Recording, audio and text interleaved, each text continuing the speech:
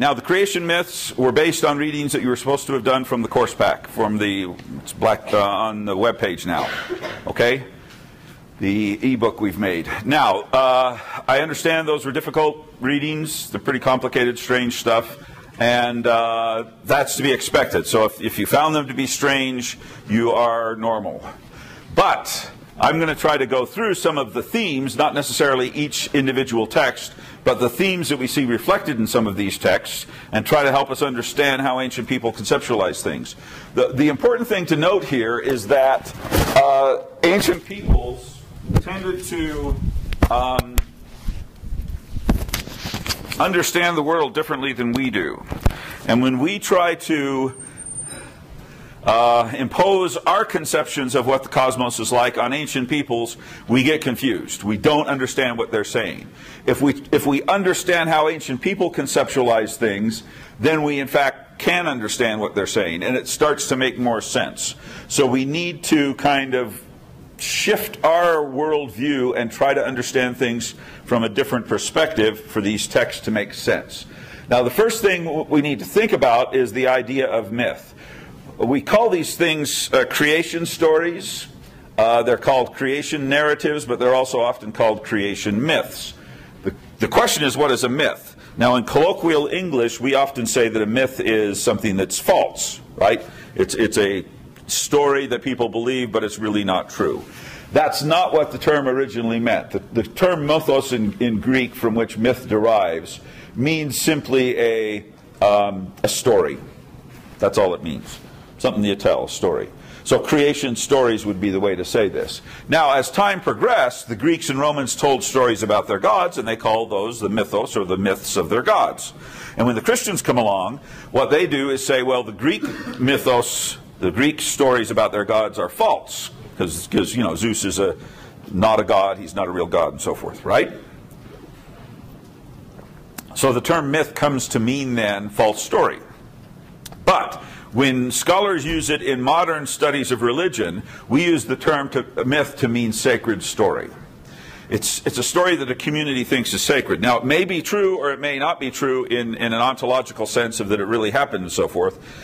The question that scholars do is, how does the story function in the society? All right?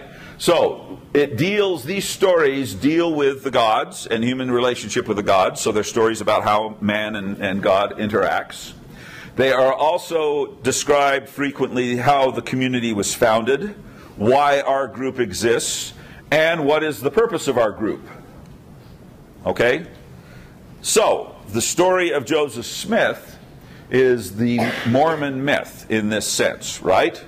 When we say it's the Mormon myth, we don't mean it's a false story. We mean it is the story that creates our community and has our community understand itself. And how we interrelate with God is defined through this. So when Joseph Smith goes out, he has the first vision, he has the Book of Mormon revelations, and so on and so forth. And those things create our community. If you believe those myths, then you are part of the Mormon community. If you don't believe them, you're not. That doesn't matter whether they're true or false from that perspective. It defines the community. Does that make sense to people? Now, of course, we believe that the Joseph Smith story, we believe the stories of Jesus and so forth, are true. They're authentic. But they're still mythic in the role that they function in how they create the Christian community or the Mormon community. Is that clear to everybody how I'm using the term? So you kind of got to put out of your mind the colloquial sense of myth as a false story or just a stupid idea, and use it. You know, when I use the term, I'm talking about it in that sense. I also use the term mythos, which is used by scholars to describe a system of myths, a series of mythic stories that form a coherent whole. So, for example, with the Latter-day Saints, it would be the first vision, the coming forth of the Book of Mormon story, restoration of the priesthood. Revelations to Joseph Smith. All of those are myths, sacred stories, and together they form the mythos, which would include, the pioneer trek to Utah and so forth. Does that make sense to everybody? So when I'm talking about creation myths, that's the type of thing we're talking about. All right? This raises a question: is there a scientific creation myth? Can you say that the Big Bang Theory is a myth? Sort of, but not quite. What's the problem? It's not sacred. Yeah, the story defines things, and it's, it gives an origin story, kind of defines, the community of scientists or whatever, but God is generally left out of this. Does God have to be left out of a Big Bang Theory? No. I mean, some scholars believe in God, or some scientists do, believe in the Big Bang, believe in God, others don't. But so it kind of fulfills the function of myth that we're talking about, but it's a little bit different. So you could kind of use it in that sense. Okay, let's take a look now at those ancient narratives that we read. These are stories about how ancient peoples describe the coming forth of the cosmos. Cosmos is a Greek term. It means the ordered world, and it kind of has come now to mean the world or the universe. So when you talk about cosmology in modern science, they're talking about the whole universe, beyond our planet system, beyond our galaxy, all the galaxies and everything. So cosmos is the world, and cosmogony means the birth of the world. And that's the technical term scholars use to describe these creation myths, okay, the birth of the world. Usually ancient myths are in narrative form. That is, they tell a story. Scientists will often use mathematics to tell a story. It's a different symbolic language. But mathematics is a symbolic language, just as poetry is, or just as, human speech is. Okay, so I mean, it's simply a different way of symbolically describing realities, right? Mathematics is not the cosmos. Mathematics is a way to describe the cosmos, right? Okay.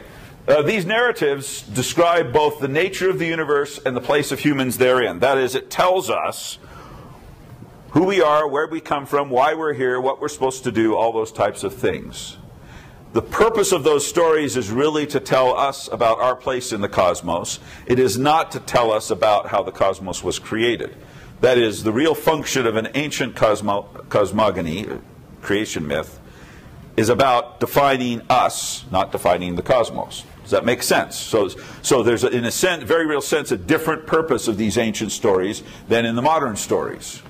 There's another term called cosmology, which is a description of the world, or a study of the world. Cosmogony, the creation of the world; cosmology, description of the world. But cosmogonies are often part of cosmologies. And then there's another idea called the microcosm, which is a small world. It is a symbolic model of the cosmos. Now, when we make models of the cosmos, we do, say, a solar system map with the sun in the middle and the planets going around it, or we do a global map of the world, or we do, galaxy pictures and so forth. And we're trying to describe the physics of the cosmos. Ancient people are not describing the physics of the cosmos. They're describing the sacredness of the cosmos. Do you see the difference in purpose? So when they describe things, they aren't telling you how many light years it is to the next star. They're telling you what is your spiritual relationship to God in this cosmos. They're describing something different than a modern astrophysicist would try to describe. These stories are primordial, which means the first in order. They describe first things. They are the most ancient and original things that happen that we know about. So we call these primordial revelations or primordial events. Primordial literally means first in order, okay? For ancient people, the primordial is the most important because it is the closest to God. God directly intervenes, creates the universe, and creates an order in that cosmos. It is the prime or first order. And that primordial order is how God wanted things to be. What's the problem? Humans screw it up. We disobey. We break the primal order of things. And so that's part of what these cosmology stories tell us, is that humans have free will and do not necessarily follow the primal order that God wanted to create. Now, as we look at these cosmologies, there's some problems with them. There's lots of problems from a modern perspective because we don't understand the world and the cosmos in the same way they did. So we need to open our minds and change our perspectives. Another problem is vocabulary. Ancient languages had very few words in them. How many words does modern English have in it? Hundreds of thousands. I mean, probably a million. It's phenomenal how many words we have. How many words does each individual know? 10,000, 20,000. We only know a small fraction of all the words there are in English. And this creates a whole series of technical vocabularies for lots and lots of different subjects, right? When you go take physics, they're going to have all these new words that they're coming up with that describe all sorts of things that are not part of the normal human vocabulary. All right, so modern language is extremely complex and extremely specialized, and it's bracketed. I know the law terms, you know the business terms, somebody else knows the physics terms, somebody else knows the computer terms. And we're making up new words all the time in modern English. Ancient languages weren't that way. There are only 5,000 words in the Old Testament. That's not to say, 5,000 discrete words that are used. They might be used 1,000 times each, but there's only 5,000 words. That's very few in number, right? And that's true of all ancient languages. Ancient languages had few words, modern languages have many words, because we invent new words as society progresses. Shakespeare himself only used 16,000 different words in all of his plays. All right?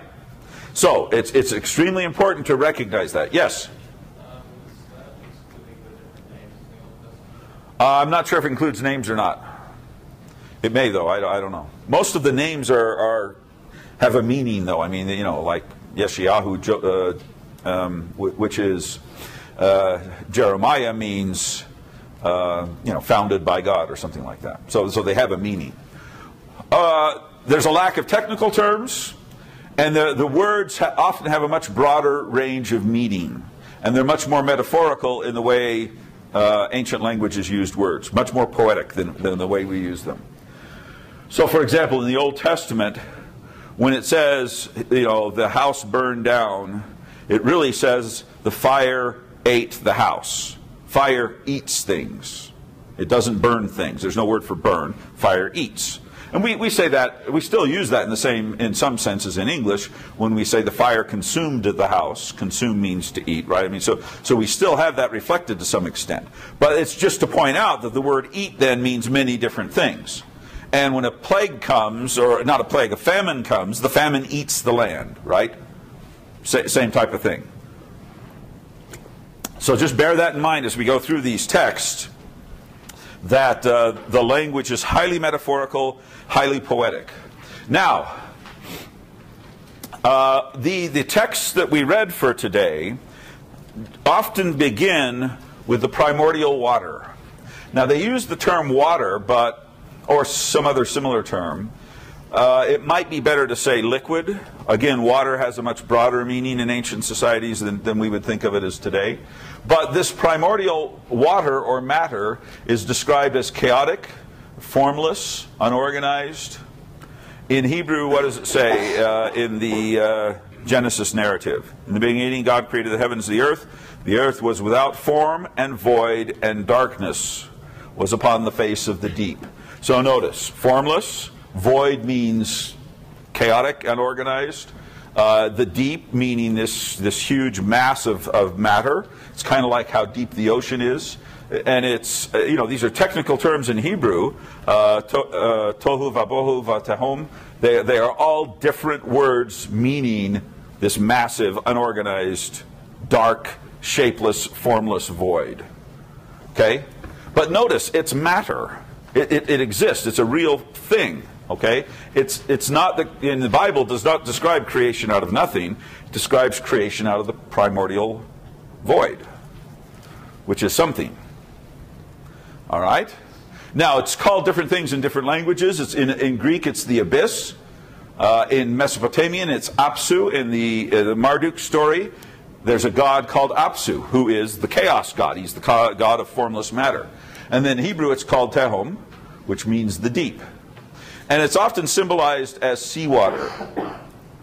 This is an important distinction to make, in that the deep Tehom water, primordial matter, is lifeless. That's its inherent characteristic. There is no life in it. Okay?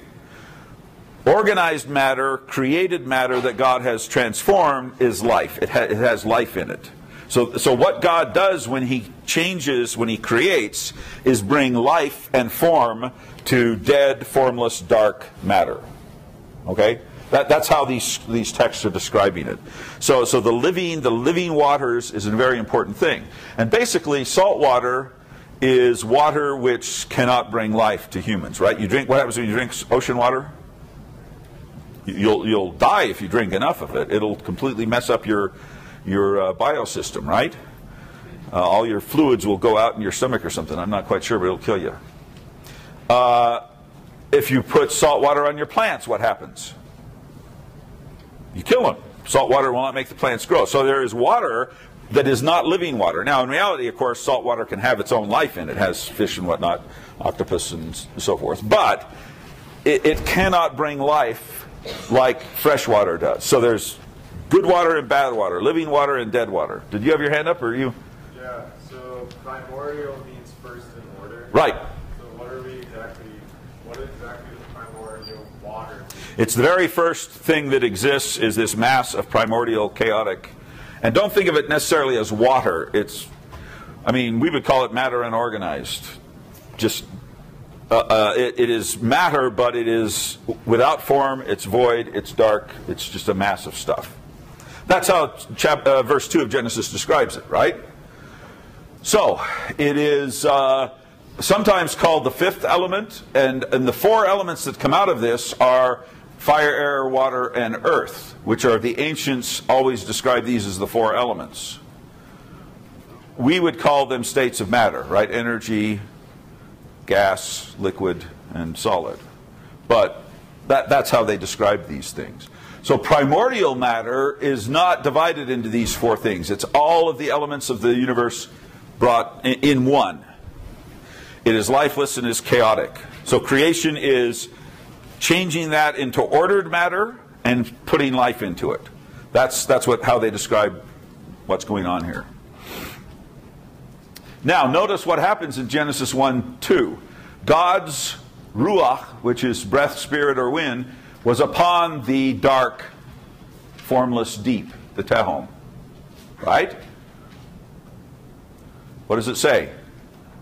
God's, let's see, what's Genesis 1:3? The Spirit of God hovered over the deep, right? So the Spirit of God comes over this dark, formless matter, and what happens?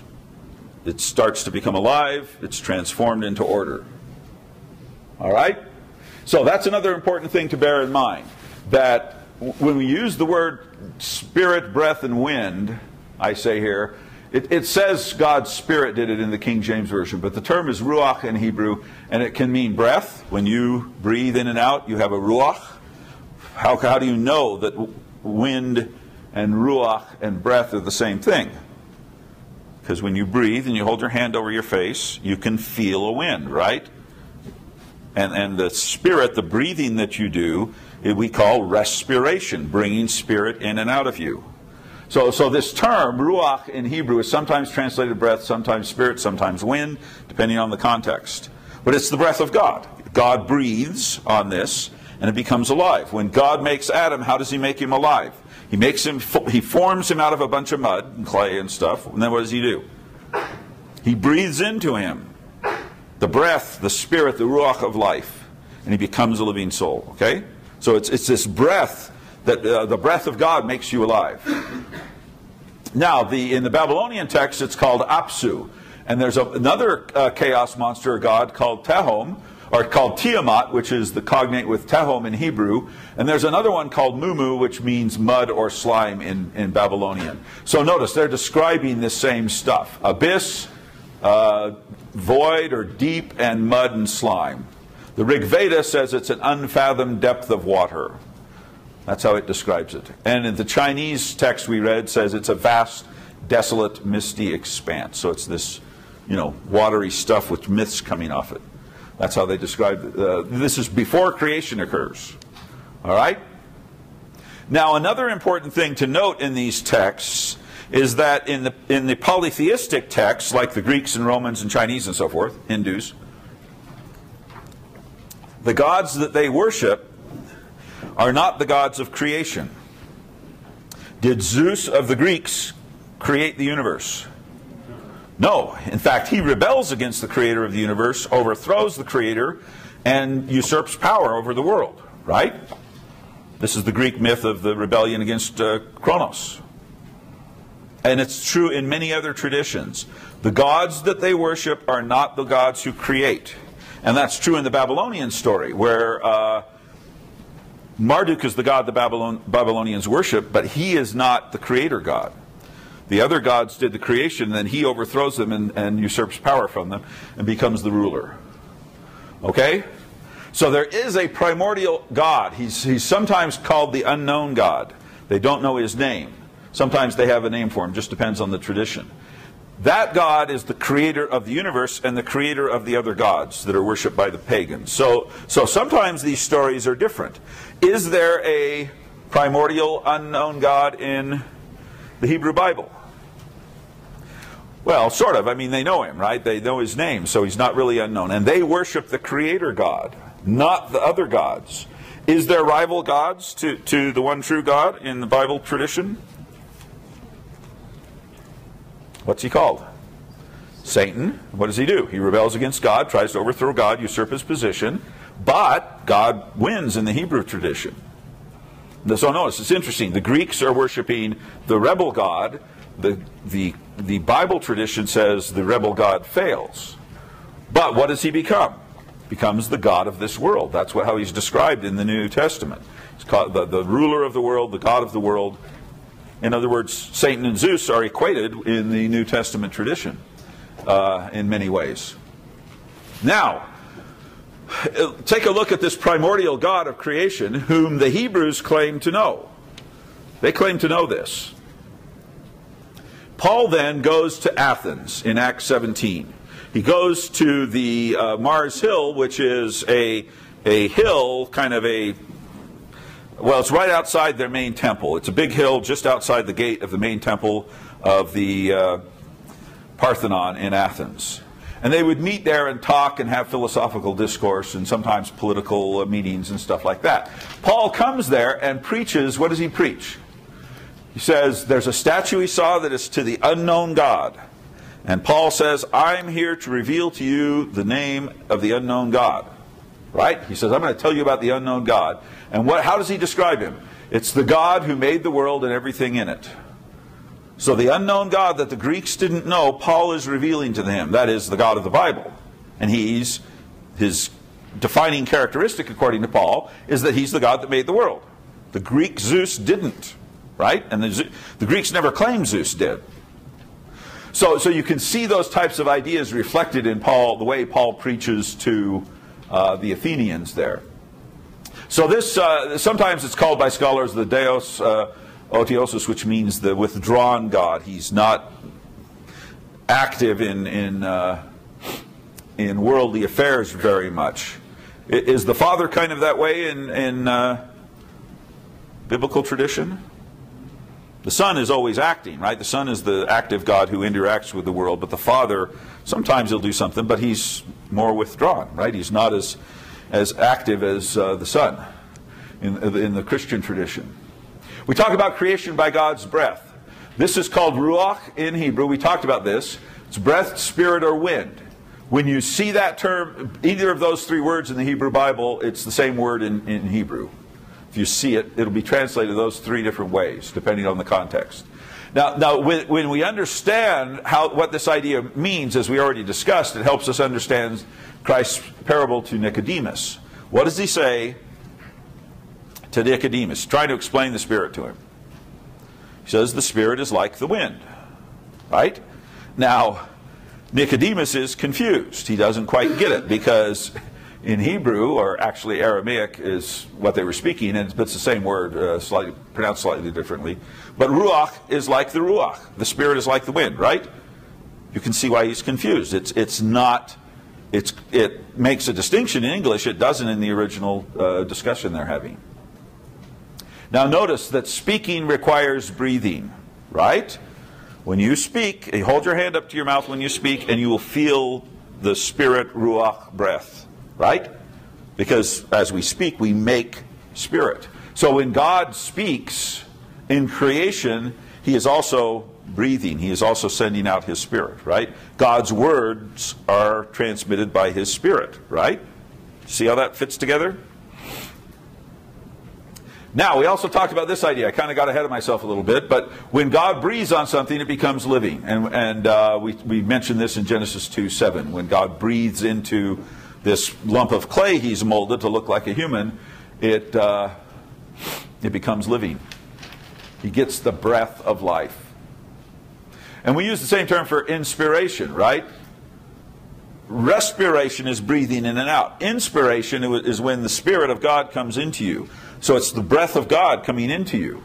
It means his word is coming into you, because words make this breath, right? And in 2 Timothy 3:16 it says that Scripture is given by inspiration. That's how it's translated. But it's theopneustos in Greek, which means God-breathed. Scripture is God-breathed. It's breathed by God. God says it, speaks it, Spirit comes out. The Spirit of God comes out of him. It comes into you, right? It is inspiration, the Spirit coming in. Everybody clear on that? So notice, the point of talking about all this is in the creation narratives. How does God create? He speaks. He speaks, the Spirit comes out as he speaks, and whatever the Spirit goes on is transformed by the Spirit, the life of God, and so forth. All right? So bear that in mind. The speaking element of the narratives describing divine speech as a creative, life-giving thing is based on their conceptualization of how these ideas fit together. Now, there's another one that is found, and that is creation by division. What God does throughout the creative narrative is divide things into opposite pairs. And I've listed them here. Light and dark. First of all, there's a massive, chaotic, formless void. That's unorganized, the matter, and there's darkness. So the first thing God does is create light.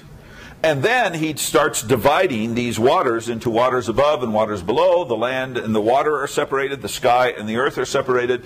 Man and women are separated. They're originally together, and they're split off into two opposite pairs. And as you create these opposite pairs, you are, creating order.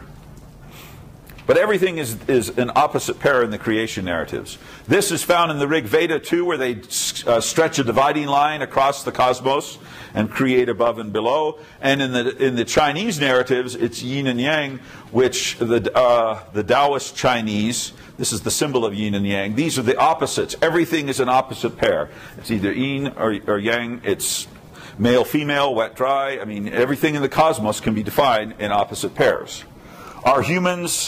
Is human thinking fundamentally binary? Yeah, I mean, we have two hands, we have two eyes, we have two ears. We have a binary nature to our body, and when we first start to have any form of cognition, it's binary. Me, mama, right? I mean, everything's in that way, and it's just part of human psychological order to have binary conceptualizations of things. Now, of course, we transcend that. We go beyond binary views, but it's a fundamental part of human thought. Now, this leads to an interesting perspective on Lehi's discussion in 2 Nephi 2, 11, 15 on the opposition in creation. Now, Lehi's discussion is about moral opposition, fundamentally. I mean, that's what he's talking about. That there's got to be good and evil. There's got to be a free choice, choosing between good and evil. This is a moral binary world, a dualistic world, good and evil, right? And we choose between them. That's what he's talking about. But in the process of talking about that, he talks about creation, which doesn't make a lot of sense from the modern perspective. He said if there weren't opposition in all things, that it is this binary worldview, this, opposite things, then what would happen? All things must needs be a compound in one, and it must needs remain as dead. This is a perfect description of primordial matter. If there were no oppositions, everything would be just a compound in one and be dead. Okay, there would be no purpose in creation. There could have been no creation. So notice, he talks about binary morality of good and evil, but he uses creation narratives to explain the binary morality, because the creation narrative is intimately binary. Does that make sense? So his explanation presumes this binary worldview in terms of primordial matter and creation through opposite things. Does that make sense to people? So that's not his main point, obviously, in the discourse, but it is an assumption that he has that he tries to use to explain why there's got to be moral opposition, because there is, in the physical world is all binary in the way it was created and so forth. Another characteristic of these creation narratives is the primordial Theomachy, which means the war of the gods at the beginning of the cosmos. Several of the narratives, especially the Marduk narrative and the Babylonian narrative, there is this big fight between different gods over controlling the universe. Okay? You see this in lots of creation narratives. You do not see it explicitly in the biblical creation narrative. However, is it implicit? That is it behind the scenes? Yeah, the Bible talks about slaying of Leviathan and slaying, the overthrowing of Satan and casting Satan out and all these things. Talks about it elsewhere, but so in the actual narrative in Genesis 1 and 2, you don't see it, but you see it elsewhere in the Bible. So there's this idea that as creation occurs, there's a struggle between good and evil. So it's not just that God's all-powerful and creates the universe, but he has to overthrow chaos. He has to destroy or at least subdue chaos, represented by Satan in the Judeo-Christian tradition, right? And so you'll see the casting out of Satan, the overthrowing of Satan, the subduing or the binding of Satan. All these different ideas pop up in the Bible, reflecting God's this primordial Theomachy. We would call it the war in heaven. Theomachy means war of the gods. It occurs right at the beginning of time. The gods have this big battle. The good gods win, and then created order can occur. Okay, so we call it the war in heaven, but it's reflected in several of these texts. Did you have your hand up? Somebody have a hand up? Yes. The word dragon, I'm curious, is that the original, how it says it in the Bible, and they kind of made up the fire-breathing, flying creature? Well, don't you believe in dragons? I believe that there is something called dragons. We read about it in the Bible. No, you can go down to the Paleontology Museum and see a dragon. Dinosaurs, right? Oh, okay. Dinosaurs. When ancient people saw dinosaurs, they called them dragons. I mean, that's the term they used to describe them, because they saw dinosaur bones, right? I mean, they found these things, and they just didn't think they were hundreds of millions of years old. They thought they were the bones of dragons. In fact, when the Chinese get dinosaur bones, they call them dragon bones, and they grind them up and drink them to give them extra strength and stuff. These old Taoist magicians and things like that would do that type of thing. So the question is, what's a dragon? Well, it's not clear from the text. They're sometimes called serpent-like. They're swirling around. Sometimes they're described as flying. In terms of the reason those things were thought to exist, it's because of the way people interpreted the dinosaur bones they found. Whether there really is a dragon, probably not in the sense that we, like dragon movies and stuff that you see. But they are symbolic metaphors for evil and Satan and so forth, right? Monsters, these chaos monsters. When you go to see The Hobbit, you'll see a dragon, right? Isn't there a dragon in the Hobbit novel? Maybe. Not. There's 3 parts. I can't stand it. Can't wait that long. Evil guys. Okay. Other questions? So, in the polytheistic traditions, the gods do have a fight, and for example, in the Babylonian tradition, Ea kills Apsu, Marduk slays Tiamat, Zeus kills Kronos. So the gods do fight, but the creator gods tend to be overthrown.